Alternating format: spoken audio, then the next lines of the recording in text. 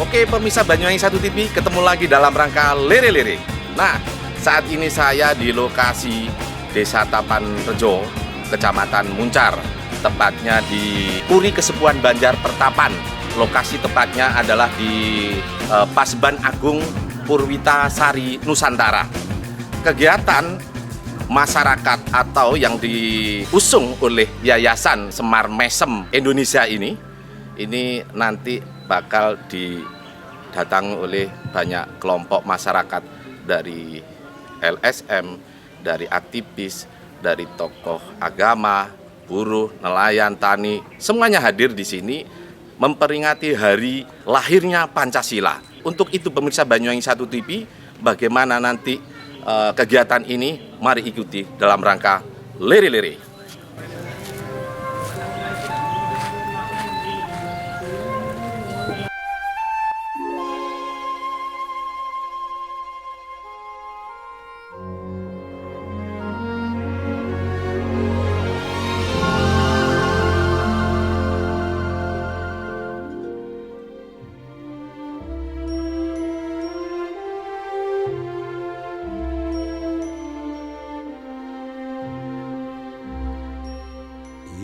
Indonesia tanah air beta, pusaka abadi nan jaya. Indonesia sejak dulu kala selalu dipuja. Pemirsa Banyuwangi 1 TV, dalam rangka memperingati hari lahirnya Pancasila 1 Juni 1945, Yayasan Semangat Rakyat Indonesia menginspirasi semesta atau yang lebih dikenal dengan Yayasan Semar Indonesia Mesem yang diketuai oleh Supono, warga Desa Tapanrejo, Kecamatan Muncar, Banyuwangi, menggelar dialog dan gesah bareng dengan banyak para tokoh masyarakat.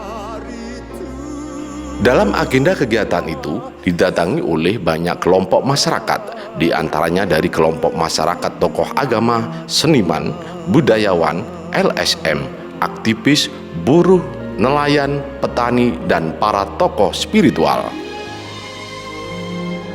Sebelum acara dimulai, warga dan para tokoh masyarakat yang hadir dengan khusyuk dan hikmat menyanyikan lagu kebangsaan Indonesia Raya yang dilanjutkan dengan lagu nasional Garuda Pancasila. Hari lahirnya Pancasila yang ke-71 ini memang tidak semua warga Indonesia bisa menyempatkan diri untuk memperingatinya. Namun paling tidak, para anak negeri harus tetap menjunjung tinggi dan mengibarkan nilai-nilai makna yang tergandung dalam Pancasila. Dari sekian keanekaragaman suku, bahasa, agama dalam Bhinneka Tunggal Ika.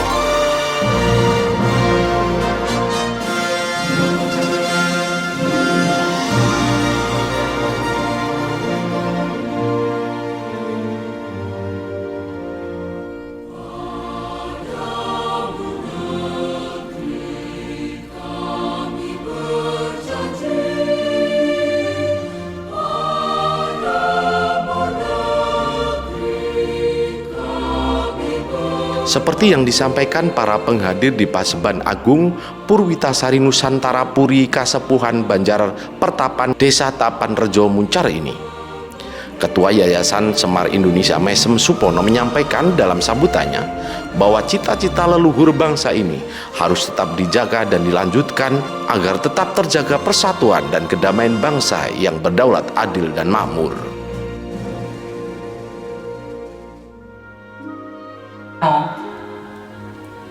Pada tanggal 1 Juni tahun 1945 nyata-nyata bisa mendorong terjadinya kemerdekaan Indonesia pada tanggal 17 Agustus 1945. Jadi Pancasila tidak berbohong. Dan kemudian juga Pancasila tidak hanya cukup menjadi dasar Indonesia merdeka, tetapi harus menjadi abadi untuk menata Indonesia yang jaya, Indonesia yang raya. Artinya, kalau kita bangsa ini dalam mengelola berbangsa dan bernegara meninggalkan yang namanya nilai-nilai dasar Pancasila yang terdiri dari 5 sila itu, saya Supono, Ketua Yayasan Semar Indonesia Mesem, memastikan bangsa ini akan hancur porak-poranda. Tetapi kalau bangsa ini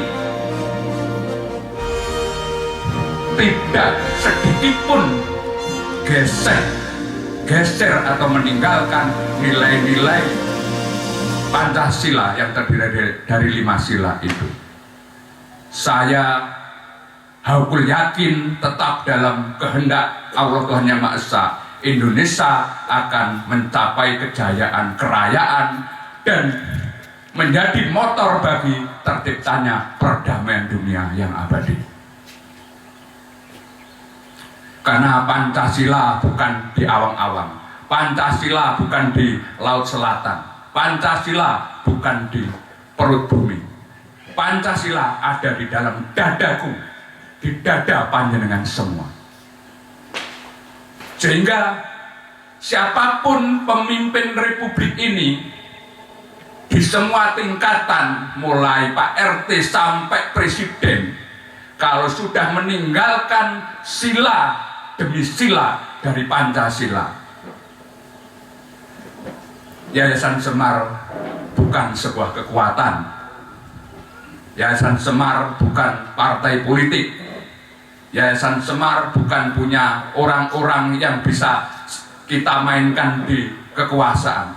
Tetapi Yayasan Semar hanya punya hati nurani, punya dada yang di dalamnya ada 5 sila dari Pancasila, yang kami kumandangkan supaya didengarkan oleh para malaikat yang kemudian disampaikan kepada Allah Subhanahu wa Ta'ala, supaya atas kehendak Allah Subhanahu wa Ta'ala bangsa ini, para pemimpin ini diingatkan kembali, disadarkan kembali untuk kembali kepada cita-cita kemerdekaan Indonesia yang bersumber dari Pancasila.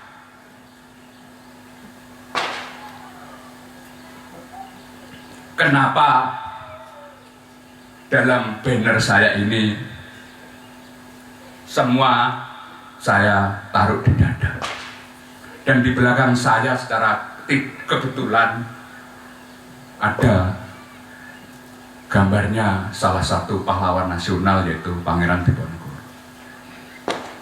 Karena perjuangan saya, perjuangan Semar, dan mengingatkan kembali kepada semua elemen bangsa ini bahwa apa yang kita lakukan hari ini adalah melanjutkan cita-cita luhur para leluhur kita seperti Pangeran Diponegoro dan lain sebagainya. Kalau ada pemikiran bahwa leluhur-leluhur kita lepas dari perjalanan bangsa ini, saya nggak mengatakan kualat, tetapi saya juga yakin bahwa kita sudah ingkar dari kehendak Allah Subhanahu wa Ta'ala. Karena leluhur kita juga hidup dan berjuang atas kehendaknya, bukan atas kehendak dirinya. Dan kita melanjutkan hari ini juga bagian dari melanjutkan kehendak dan cita-cita luhur para leluhur. Dan kenapa Pancasila, Soekarno, dan ada Mbah Semar ada di dalam dada saya? Sebenarnya semua juga ada di dada panjenengan semua, di dada rakyat Indonesia mulai Sabang sampai Merauke, bahkan di dada setiap insan manusia di muka bumi ini. Itu yang peringatan hari ini saya hanya mengajak kita ingat kembali pada diri kita, pada bangsa kita, pada kehendak Allah Tuhan Yang Maha Esa untuk Republik ini. Dan selebihnya nanti memang acara ini tidak seperti biasa ada narasumber wadanu, karena bagi saya jelas dan tegas kalau Pancasila ada di dada kita semua. Yang 5 sila tadi narasumbernya ya panjenengan semua, karena semua sudah ada di dalam dada, di hati kita. Hanya butuh keberanian untuk menyampaikan, mengungkapkan menjadi kebenaran dalam menciptakan tatanan Indonesia yang adil, makmur, gemah, ripah, loh jinawi, tentrem, kerto, tertib, kartor harjo. Sebuah tatanan masyarakat yang toibatun warabun gofur, sebuah tatanan masyarakat yang benar-benar diridhoi oleh Allah Tuhan Yang Maha Esa. Tidak ada penindasan, tidak ada penghisapan atas nama apapun.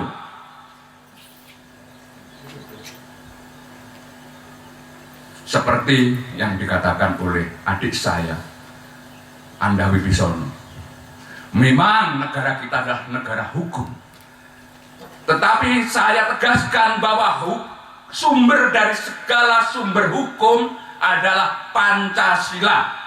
Sehingga hukum apapun, peraturan apapun, kalau tidak menyangkut 5 sila dari Pancasila, maka berarti peraturan itu, hukum itu kontraproduktif dari dasar negara kita, yaitu Pancasila.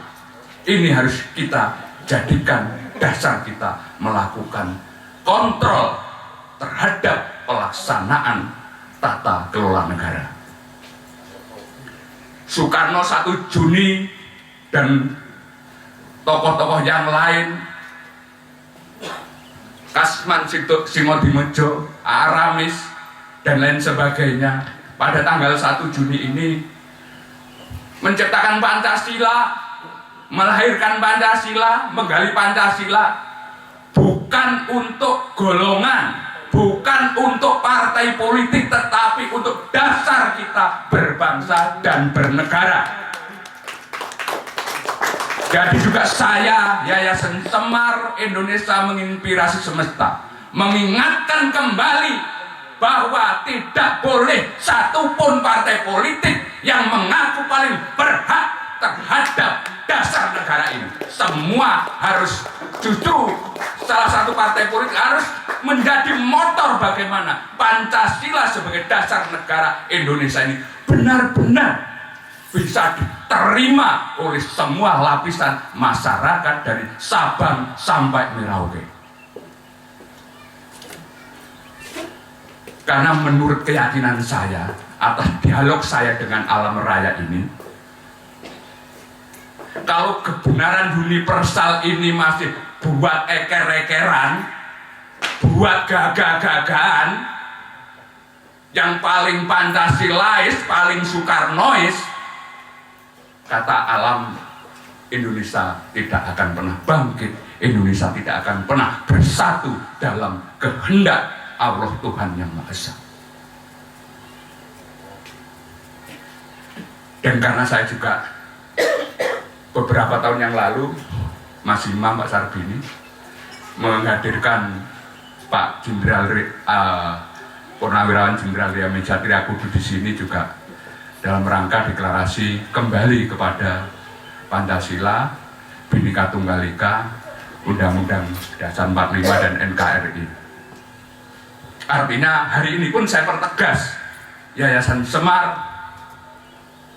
walaupun tidak didengar oleh siapapun, tapi kami bisanya hanya menyampaikan kepada alam, kepada angin, kepada laut, kepada bumi, bahwa tidak ada kata lain kalau Indonesia mau bangkit yang sesungguhnya harus kembali ke Pancasila dan Undang-Undang Dasar 45 yang asli tanpa amandemen. Itu kata Supono, Ketua Yayasan Semar. Barangkali tidak didengar karena Yayasan Semar tidak punya siapa-siapa, hanya punya hati nurani dan Allah Tuhan yang Maha Esa. Dan kalau apa yang saya sampaikan juga menggetarkan nurani bangsa ini, hanya Allah yang punya kehendak, Allah yang punya kekuatan, Allah yang punya kuasa. Saya Yayasan Semar hanya berharap itu.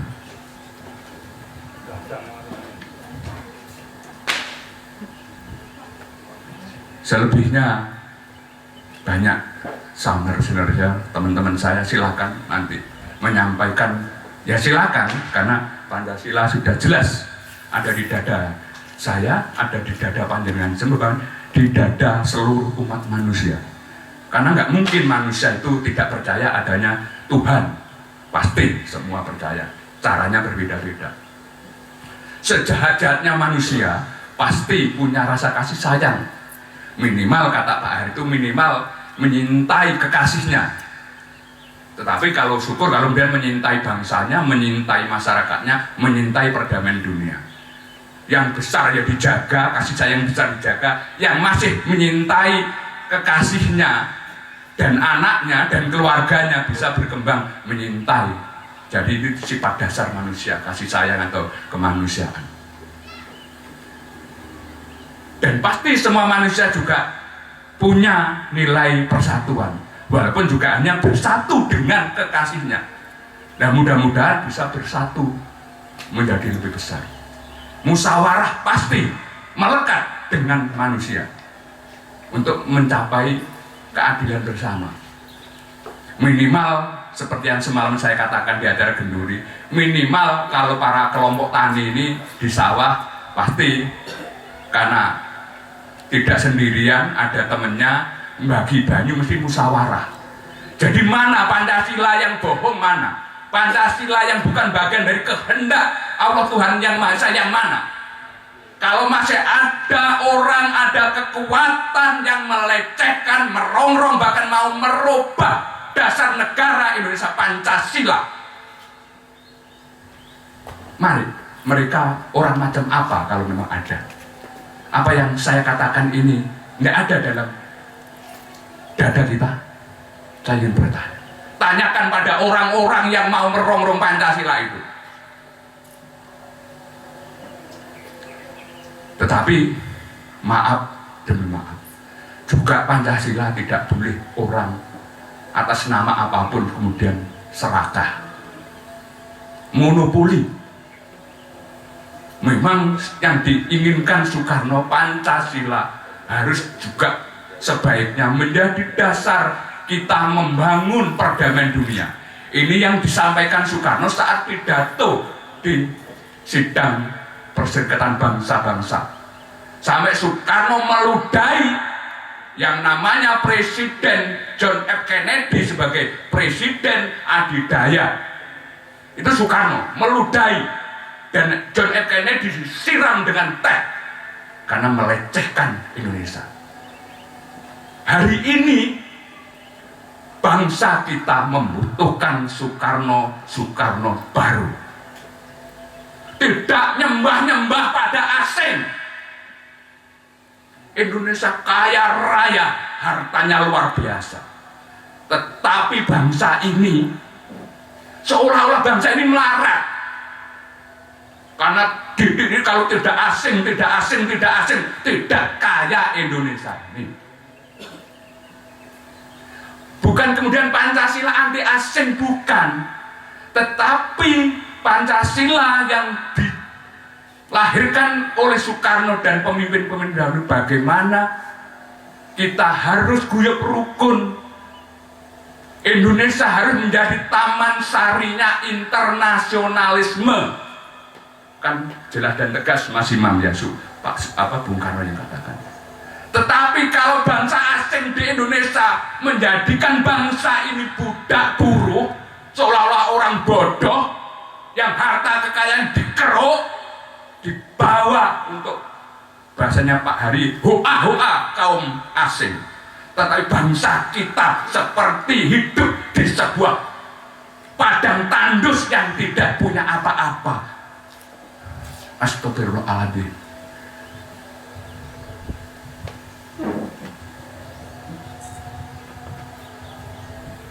Ini yang harus kita bangkitkan. Mas Imam, Pak Sarbini, Pak Marsini. Usia kita sudah tidak menarik lagi untuk berebut kursi DPR, kursi bupati. Tetapi kalau Allah Tuhan Yang Maha Esa menghendaki, kenapa? Allah tidak pernah berbicara usia, tapi berbicara kualitas keimanan seseorang. Gus Fahru, Pak Sarwi, karena katanya Allah akan mengangkat di antara umat ini menjadi pemimpin di antara kalian. Dan Allah tidak memverifikasi usianya, Mas Anda ya. Itu. Ya mudah-mudahan yang hadir pada kesempatan ini bagian dari kehendak Allah Tuhan Yang Maha Esa. Persoalan Pak Sarbini mau dari pensiunan camat oleh Allah karena kebaikannya diangkat harkat dan martabatnya dan pangkatnya jadi bupati, itu urusan Allah. Mas Imam juga begitu, Pak Marsindi yang pernah jadi DPR 2 kali sekarang nggak jadi. Kalau memang kehendak Allah, walaupun yang muda, yang tengginas, yang cantik, yang perempuan, yang tampan, yang laki, pinter, tapi juga Yayasan Semar berdoa, kalau tidak kehendak Allah jangan dijadikan ya Allah, karena yang bukan kehendakmu pasti hanya menciptakan, menjadikan kerusakan di muka bumi ini. Sehingga benar-benar Yayasan Semar menginginkan bahwa hukum yang berjalan di muka bumi ini adalah semua kehendak dan rahasia Allah Tuhan Yang Maha Esa. Dan kenapa banyak orang-orang yang iri, dengki, yang ingin ngurik Pancasila itu, sampai ada yang bilang, Indonesia gak maju-maju mergo nyembah kewan, mergo dasar negarane burung itu kewan.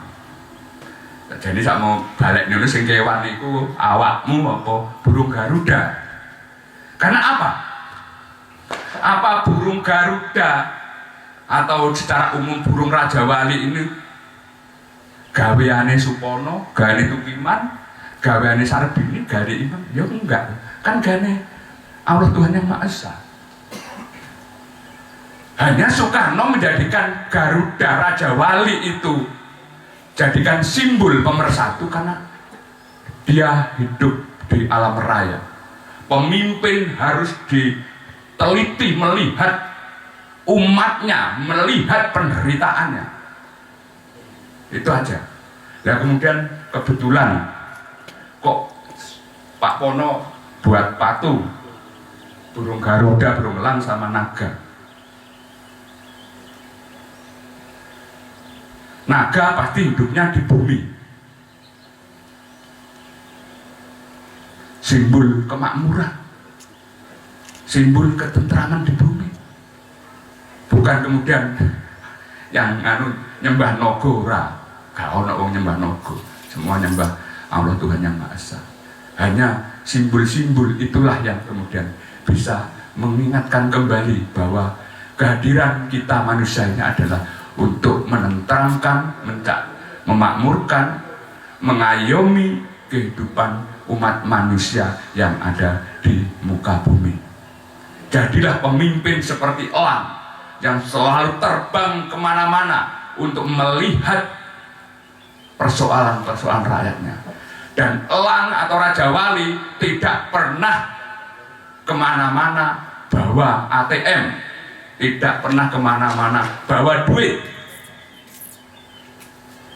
Barangkali falsafah sederhana itulah yang coba saya tangkap kenapa Soekarno dan leluhur-leluhur saya dulu menempatkan burung Garuda sebagai dan mencengkeram kebinekaan tunggal ikaan.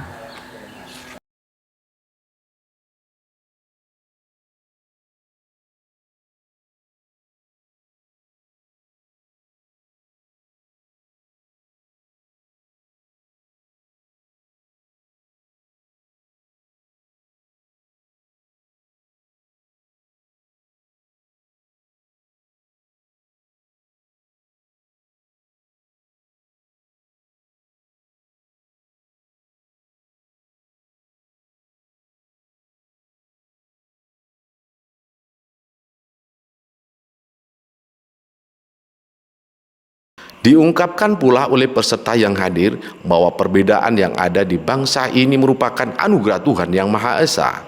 Itulah sebab mengapa 5 sila yang tercantum pada Pancasila merupakan pemersatu satu kesatuan yang tidak bisa dipisah-pisahkan.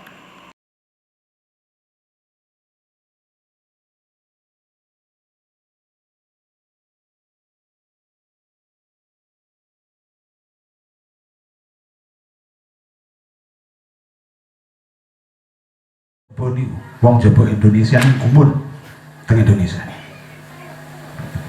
Enten masjid sandingnya enten pura.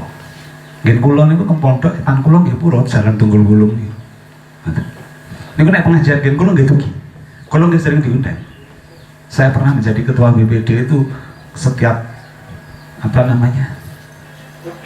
Natalan kula diundang oleh Pak Petrus Junaidi, kali Om Petrus diundang dan seterusnya. Oleh karena itu, yang saya sampaikan di sini, monggo Pak Wid. Yang saya sampaikan di sini, salah satu dasar Pancasila kita ini, sila yang keempat itu bermusyawarah. Yang penting ngeten monggo kula. Tirus Sayyidina Umar, ikhtilafu ummati rahmatun. Perbedaan pendapat, perbedaan baju, perbedaan latar belakang, perbedaan status itu adalah rahmat. Tapi ingat, wal furqatu ada. Tapi nek perpecahan itu ada. Kalau perpecahan itu ada, nek ningali sing disampaikan Mbah Imam kula ngeri merinding lho Mbah. Merinding estu. Karena ketika sudah kemungkaran terjadi, merajalela yang terjadi, itu penyelesaiannya hanya 3 Pak. Nomor setunggal bencana alam. Nek mboten wonten pagebluk. Nek mboten wonten perang. Saudara. Dadi awake dhewe nek ngejarno, dijuwarno kemungkaran merajalela padha karo ngenteni perang atau ngenteni bencana alam, ngenteni pagebluk.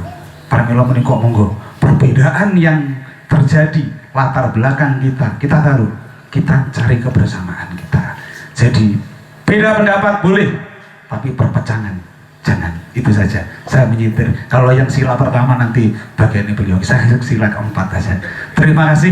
Mudah-mudahan jamaah kita hari ini, pertemuan kita hari ini menjadi pertemuan yang barokah, manfaat, bisa lahir pemikiran-pemikiran yang luar biasa, dan saya menyambut. Dan kapanpun dipanggil oleh Sang Begawan, saya datang jam berapapun.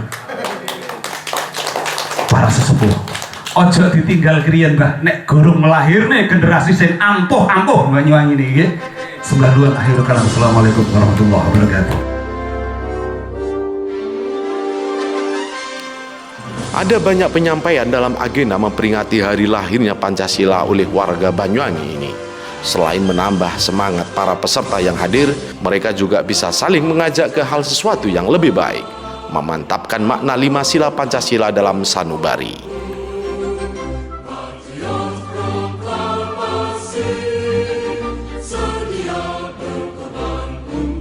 Suara bulat tanpa dissenting opinion masih mau bahwa Pancasila itu relevan.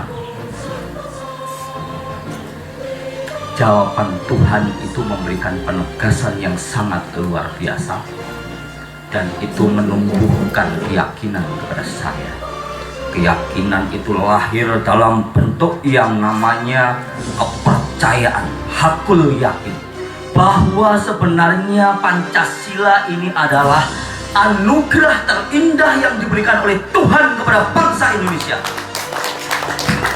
Karena itu, saya, Andah Wibisono, APSH, advokat, pengasuh Padepokan Ontoboko, Ketua Paguyuban Manungso, Manunggaling Roso, tanpa keraguan sedikit pun saya tantang semuanya. Ojo siji ojo loro, selakso ing aso seketi ing buri, ompiaken koyo wong Jolo, rayan koyo manuk menjangan mati, gagat jero manuk branjangan, opat kali kokelo tapak angin, sumindyo gunung rawong, anci o gunung Merapi. Maju kabeh legane atiku. Kalau kalian ingin merongrong, kalian ingin mengganti Pancasila, maka hadapi kita semua yang ada di Paseban Agung. Pancasila, meskipun bumi gonjang ganjing, langit kelap-kelap katon, walaupun langit ini runtuh sekalipun, harga mati yang tidak bisa ditawar-tawar lagi. Saudara-saudara sekalian yang saya hormati, dulu tahun 47 ditetapkan hari kelahiran Pancasila tanggal 1 Juni. Seiring dengan perjalanan zaman, berjalannya sejarah, pada era Orde Baru, hari kelahiran Pancasila 1 Juni tenggelam, kalah oleh hari kesaktian Pancasila. Baru kemudian dimunculkan lagi pada tahun 2010 ketika almarhum Taufik Kemas menjadi Ketua MPR dan SBY menjadi Presiden. Tetapi yang kita lihat, Pancasila ini tidak menyentuh jiwa kita seperti yang dikatakan oleh Pak Kiai tadi. Pancasila hanya menjadi simbol-simbol yang diformalisasikan dan kemudian dijadikan ritual-ritual politik. Padahal bukan di situ hakikatnya. Pancasila bukan dikarang oleh manusia pada diciptakan oleh manusia. Sama sekali tidak. Soekarno bukan pencipta Pancasila. Bukan. Ditegaskan oleh Soekarno pada tanggal 16 Juni tahun 1953 ketika beliau mendapat gelar kehormatan honoris causa dari Universitas Gadjah Mada. Ketika Kanjeng Raden Tumenggung Rajiman Widyodiningrat sebagai promotor mengatakan bahwa pencipta Pancasila adalah Soekarno, maka Soekarno dengan tegas mengatakan, saya bukan pencipta Pancasila, saya hanya penggali. Pancasila ini mutiara yang sudah terpendam 350 tahun karena penjajahan, dan saya menggali agar itu berkilau-kilau kembali. Saya merumuskan. Kenapa? Karena Pancasila itu adalah rasa dan perasaan bangsa Indonesia yang sudah muncul pada abad ke-7 ketika kejayaan Sriwijaya. Pancasila itu ditegaskan dalam kitab Negara Kertagama yang dikarang oleh Empu Prapanca. Ditegaskan lagi oleh Empu Tantular dalam kitab Sutasoma ketika kejayaan Mojopahit itu mencapai masa gilang gemilangnya pada abad 13. Meskipun pada saat itu namanya adalah Pancadharma. Maka ketika Soekarno berpidato di depan sidang BPUPKI, Dr. Sujumbi Josakai, dia mengatakan bahwa kalau kemudian saya beri nama Pancadharma, ini tidak tepat, karena dharma itu artinya kewajiban, dan yang kita bicarakan di sini adalah dasar. 5 dasar ini yang akan kemudian saya sampaikan, bahwa kemudian pada tanggal 22 Juni 1945, pada saat lahirnya Piagam Jakarta atau Jakarta Charter, ada tambahan kalimat ketuhanan dengan kewajiban menjalankan syariat buat para pemeluk agama Islam. Dan ini Gus, mohon maaf, ini agar kita tahu semua, karena ada banyak hal yang sekarang kita lupakan. Ketika muncul ketuhanan dengan kewajiban menjalankan syariat buat para pemeluk agama Islam, saudara-saudara kita yang ada di kawasan Indonesia Timur keberatan. Sedemikian keberatannya mereka, sedemikian besar resistensi yang diberikan oleh kawan-kawan kita di Indonesia bagian timur, sampai kemudian mereka mengancam kalau rumusan itu tetap dipaksakan, maka kawan-kawan dari Indonesia Timur akan mendirikan negara sendiri. Memahami aspirasi seperti itu, Soekarno mengundang 4 tokoh besar pada saat itu. Yang pertama Kiai Haji Wahid Hasyim dari unsur NU. Yang kedua, beliau mengundang Ki Bagus Hadikusumo dari unsur Muhammadiyah. Yang ketiga, beliau mengundang Mr. Kasman Singodimedjo. Dan yang keempat, beliau mengundang Mr. Tengku Muhammad Hasan yang mewakili unsur Al-Irsyad, Persih, Al-Khairat dan lain sebagainya. Bapak-bapak sekalian, rumusan yang sangat penting itu diselesaikan hanya dalam waktu 15 menit. Tidak perlu bertele-tele panjang lebar seperti yang kita lakukan sekarang. Kenapa? Karena mereka semua mengedepankan rasa kebangsaan.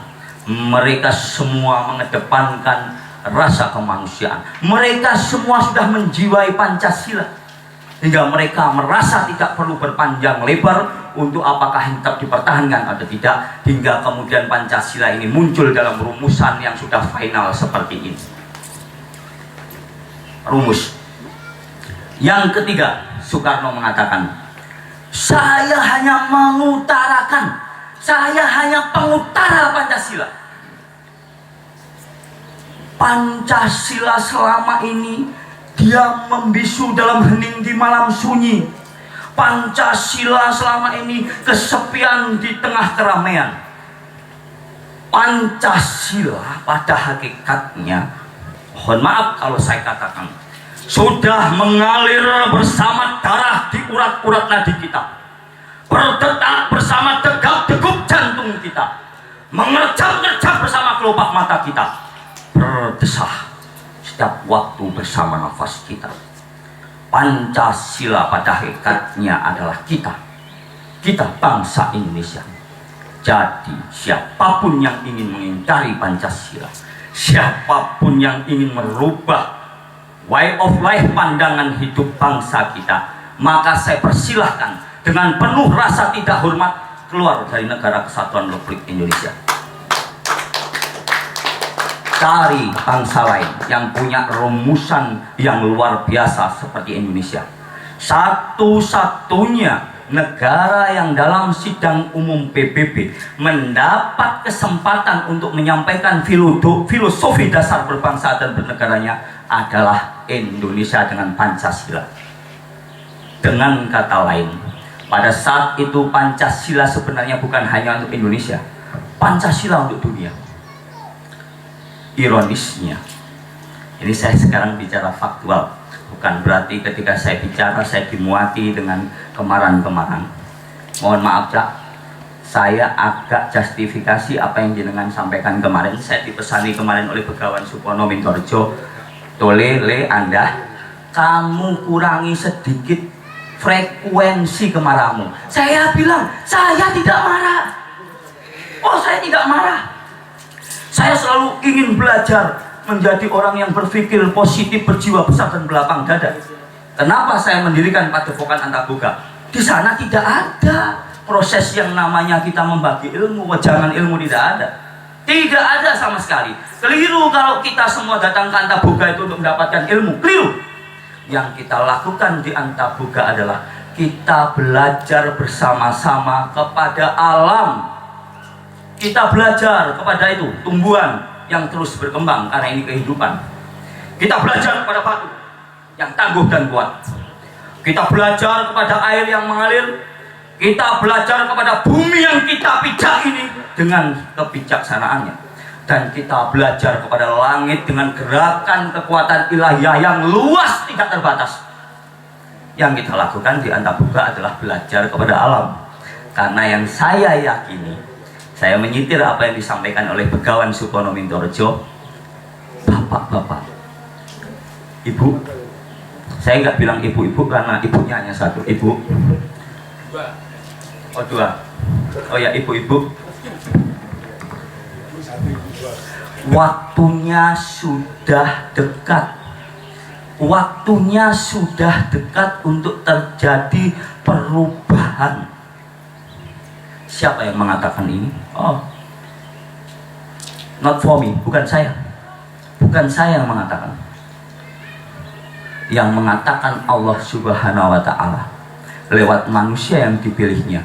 Dan kebetulan Mas Arbini, manusia yang dipilih oleh Allah Subhanahu wa Ta'ala untuk menyampaikan isyarat-isyarat itu bernama Sri Aji Joyoboyo pada abad ke-11. Ini sudah sangat dekat. Ketika Sri Aji Joyoboyo itu menyampaikan ada 7 masa periode kepemimpinan yang dianugerahkan kepada bangsa Indonesia. Yang pertama kita tahu siapa? Soekarno, Satrio Murwo Kuncoro Kinunjoro. Orang yang sangat terkenal, menjadi pemimpin besar, paduka yang mulia, penyambung lidah rakyat, pemimpin besar revolusi, putra sang fajar. Dia lahir dari penjara. Yang kedua, Soeharto, Satrio Mukti Wibowo Kesandung Kesampat, presiden yang sangat berwibawa. Saking berwibawanya dia menjadi presiden 32 tahun, tapi pada akhirnya kesandung kesampat. Yang ketiga, Habibie, Satrio Jinumput Sumelo Atur. Dia menjadi presiden karena penggantian terwaktu.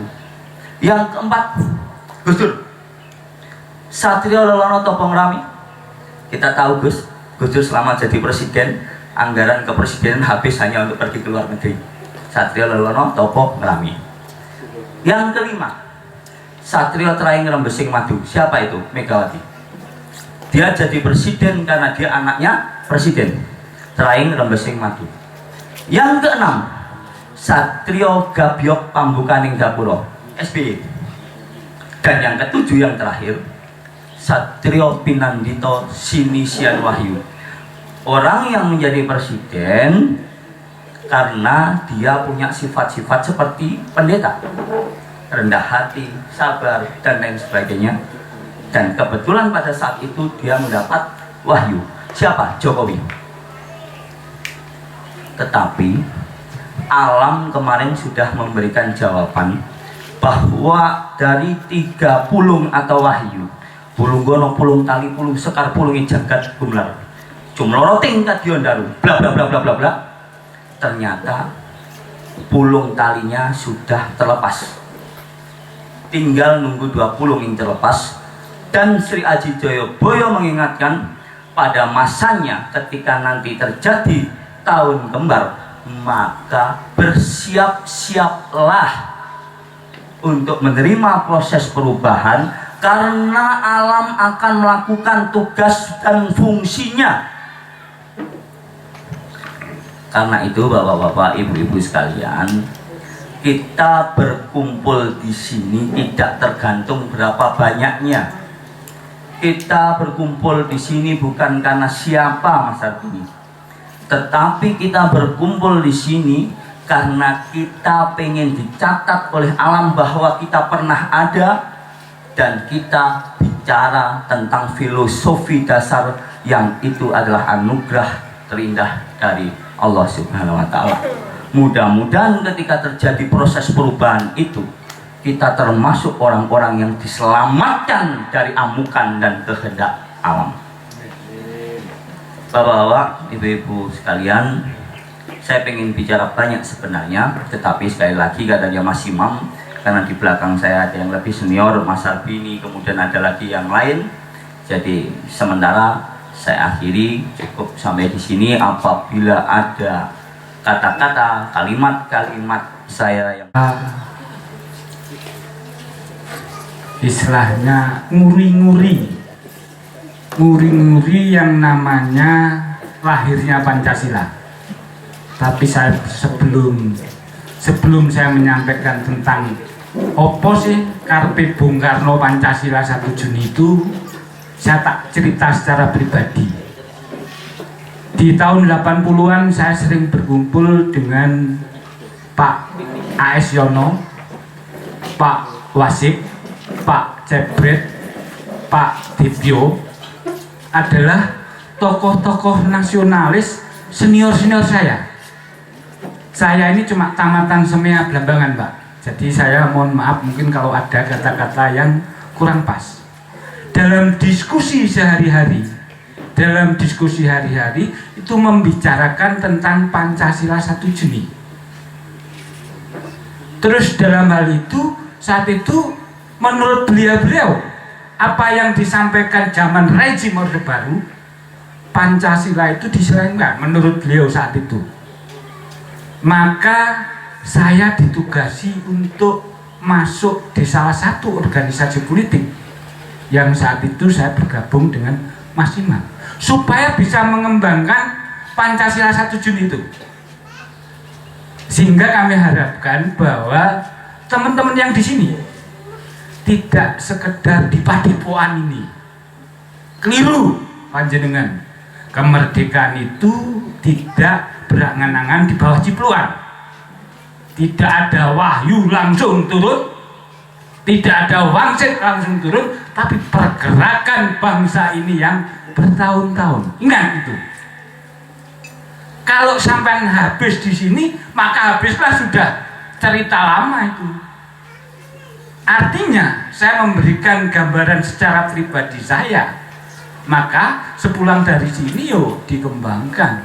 Apa sih karepe Pancasila 1 Juni yang diamanatkan oleh Bung Karno pada tanggal 1 Juni itu 1945, yang saat sekarang sudah berumur 71 tahun. Saya hanya mereview sedikit aja. Mereview sedikit itu dalam arti apa sih Pancasila 1 Juni? Tadi banyak sejarah yang disampaikan. Bung Karno mengatakan yang pertama itu bukan ketuhanan sebenarnya, kebangsaan. Kalau istilah trennya jadi nasionalisme. Apa yang dimaksud nasionalisme itu?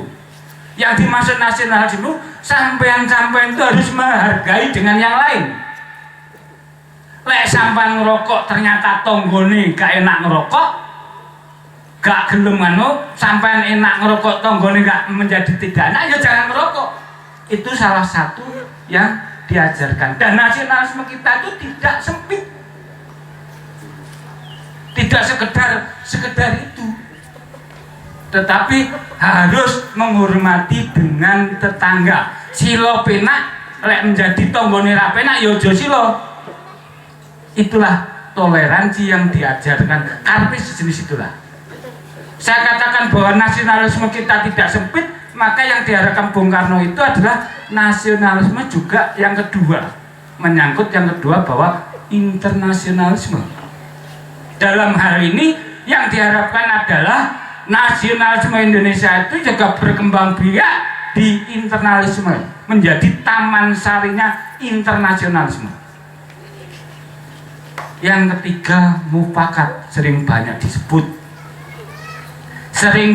disebut teman-teman bahwa pondasi yang paling kuat dalam rangka itu maka harus musyawarah. Tidak ada istilahnya ketika terjadi musyawarah tidak terjadi, ketika terjadi yang zaman sekarang banyak voting, maka disitulah menciptakan permusuhan baru. Itu yang mesti harus sampan cermati. Dan nanti dikembangkan. Kalau ngomong Pancasila 1 Juni nggak cukup Pak, rek sedino songi, aduh. Yang keempat yaitu kesejahteraan. Dalam rangka pemerintahan Bung Karno saat itu di dalam setelah gonjang-ganjingnya setelah tahun 59, maka ada yang namanya 7 bahan indoktrinasi. 7 bahan indoktrinasi. Pernah dengar nggak teman-teman? Pasti nggak ada yang pernah dengar, karena nggak pernah belajar tentang apa karepe Bung Karno. Yang kita sering bawa Pancasila, tapi nggak ngerti karepe. dalam rangka kesejahteraan inilah Bung Karno zaman itu juga menyusun 7 bahan, salah satunya adalah Pancasila 1 Juni, Undang-Undang Dasar 45, dan serta penjelasannya, manisme politik serta penjelasannya, dan yang terakhir itu ada rencana pembangunan semesta. Di tahun 60 di dalam penjelasan itu sudah ada kebutuhan pokok makan masyarakat, kebutuhan daging masyarakat. Hancurnya disitulah ketika Bung Karno diturunkan dari tahta. Dan yang paling perlu kami sampaikan juga, yang sampai hari ini teman-teman belum dipahami, disadari adalah dalam rangka kesejahteraan masyarakat bangsa Indonesia, pemerintah zaman itu mengundangkan Undang-Undang Nomor 5 tahun 60 tentang pokok-pokok agraria. Dan tidak disadari undang-undangnya nasional, tapi petanya masih peta zaman Londo, sehingga sampai hari ini belum bisa dilaksanakan. Itu yang perlu kami sampaikan. Dan yang terakhir, bahwa Bung Karno menyadari bahwa di Republik ini semuanya adalah religius. Religius macam-macam, Pak Yai, termasuk yang kadang-kala dianggap lenik, itu kan juga keyakinan. Keyakinan bahwa kalau di Pak Yai katanya innalillahi dan seterusnya, tetapi kalau itu mencari jalannya kembali. Tetapi ini harus dihargai, itu adalah bentuk religius. Sehingga kami harapkan, saya tidak sepakat kalau ini hanya berhenti di sini, diserahkan kepada Tuhan, tetapi kita tidak bergerak, itu namanya bohong. Sekali lagi, kemerdekaan itu adalah jembatan emas untuk melaksanakan adalah panjenengan ini. Contoh konkretnya, kalau kita tidak bergerak, maka yang namanya Pancasila 1 Juni itu ya habis di sini, habis di Padepokan ini, di ruangan ini. Mestinya teman-teman harus bergerak dalam rangka mulai dari pribadi untuk melaksanakan amanat Pancasila. Dan mungkin setelah hari raya saya akan lokakarya tentang pertanahan, karena itu adalah amanat undang-undang pokok dari segala undang-undang, mestinya bersumber dari sana. Di sana adalah diskusi arahnya kemana. Itu aja, terima kasih. Wassalamualaikum warahmatullahi wabarakatuh.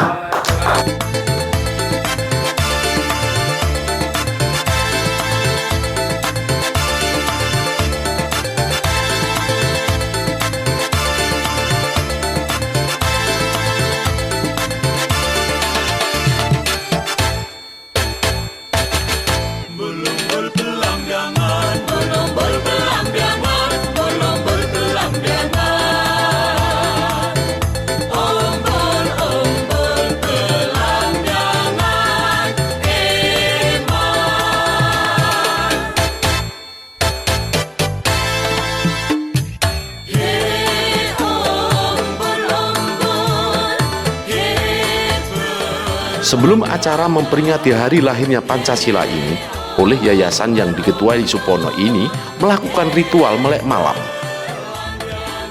dengan mengundang banyak warga untuk selamatan atau genduri yang didatangi oleh warga Tapan Rejo sendiri dan warga desa sekitarnya.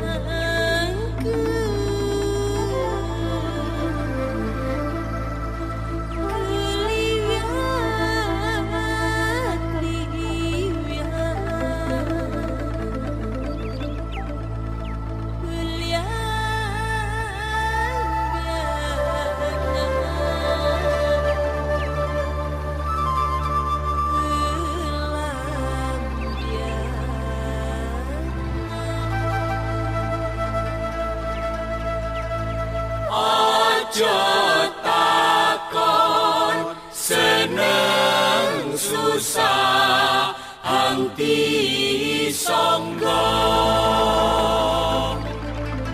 Tanah India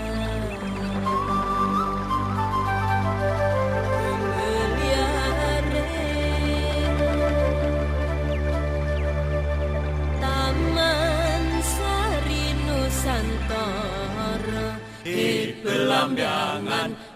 Pelambiangan Gemelaring Taman Sari Nusantara Pelambiangan Gemelaring Taman Sari Nusantara